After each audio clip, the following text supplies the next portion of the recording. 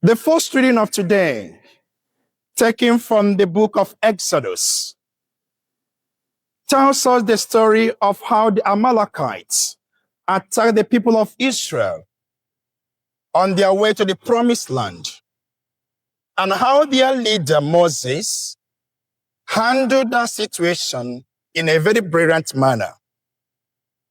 Reflecting on this story, maybe, we too could also find from Moses how to handle difficult situations. To understand the story very well, we must remember that this incident happened while the people of Israel were on their journey from Egypt to the promised land. However, before they set out on that journey, God himself made promises to them to be with them, to guide them, to protect them, and also, shortly before this attack in Exodus chapter 14, he renewed his promises and told them, I'm going to fight for you in case you encounter any difficulty or any battle. Now, despite all these divine promises and assurances, the people of Israel were attacked. And that attack was massive and significant. Significant on two grounds. Number one, before this incident or this battle, the people of Israel had not fought any battle at all in their life as a nation. So they had no experience. And they had no such an organized army. On the other side, the Amalekites, they are known to be fighters. They are warriors. They are nomads. So they have an organized army and extraordinary military might. The second thing is that attack was unprovoked. There weren't any disputes between the two nations. There weren't even warning signs. So the people of Israel didn't see that attack coming. They were taken unawares. They were unprepared for it. They never expected it. It was so sudden. It was a surprise. And you know, life could also be that way for us at times. All of a sudden, without warning signs, a friend is diagnosed of a terminal situation. Without warning signs, a happy marriage comes crashing. Without warning signs, the journey that had been so blissful and sweet, all of a sudden becomes so bitter. All of a sudden, someone loses their job. A situation that you are not prepared for. You didn't see it coming. And when we find ourselves in such situation, the usual thought is, how on earth am I going to deal with this situation? Because I didn't see it coming. I didn't prepare for it. That was exactly the situation Moses found himself. And when he reflected on that situation much later in Deuteronomy chapter 25, he said, while we were peacefully walking towards the promised land, the Amalekites attacked us from behind, where we were most vulnerable, attacking our weak ones, our elders, our seniors, who were lacking behind. So they didn't prepare for it. However, how did Moses handle that situation? Number one, Moses immediately ran to Joshua. Why the choice of Joshua? Because Joshua was the military commander of Israel. And he said to him, please, Joshua, get your men, your boys ready and go to the battlefield.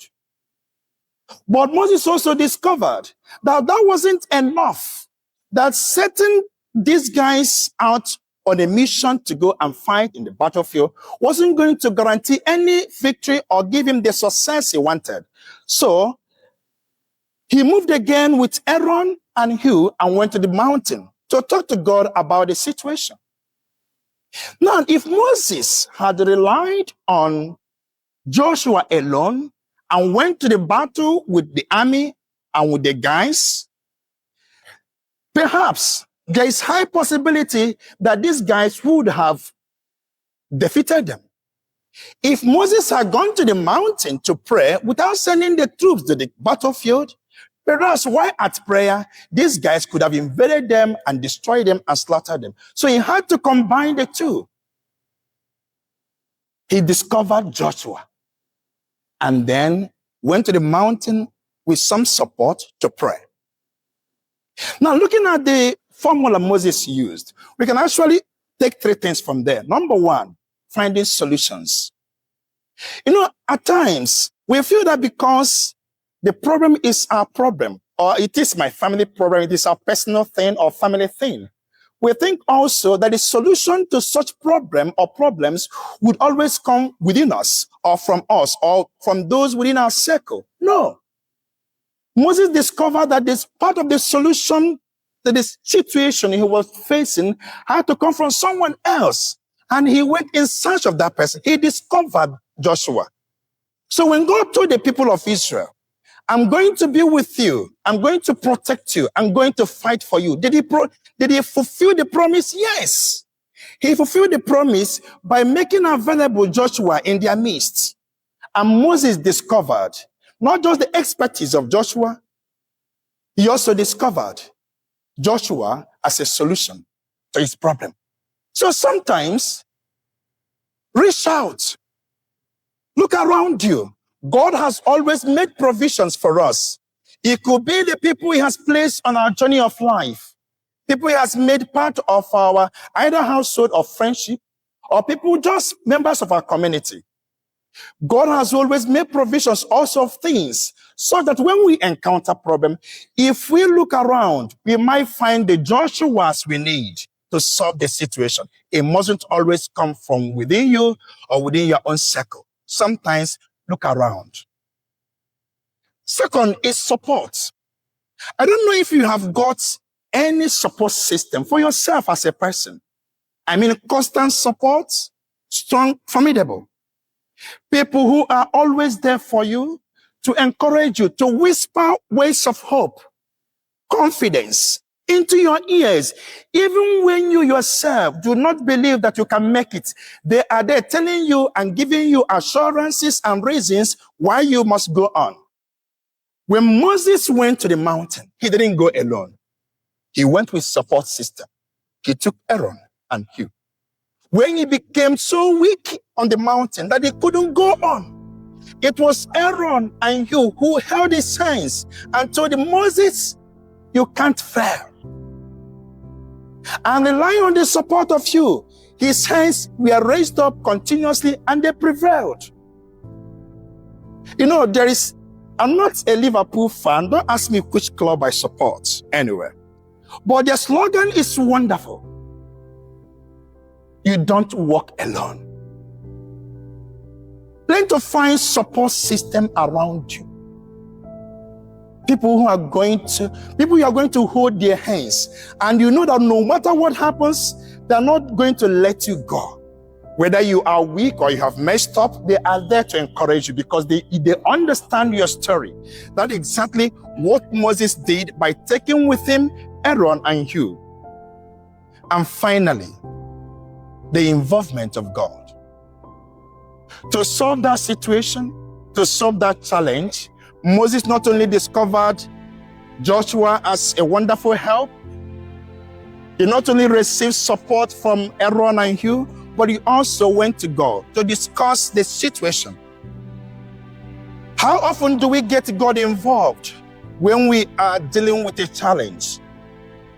No matter how promising the expert is, no matter how wonderful the techniques you are employing or the people around you, please always remember to get him involved.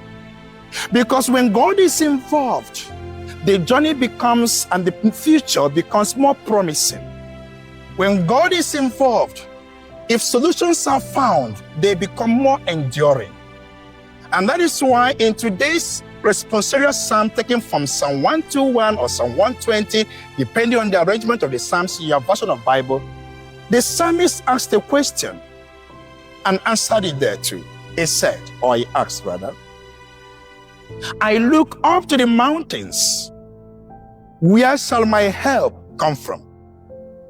My help will come from the Lord, the maker of heaven and earth. So we are encouraged. Things might happen to us unexpectedly. We might be taken unawares by circumstances of life, by challenges. Moses has given us a formula. Look around you. There are always divine provisions. Discover the Joshua that's going to help. Number 2, please have a support system. People who will always constantly be there. And finally, don't forget to get him involved.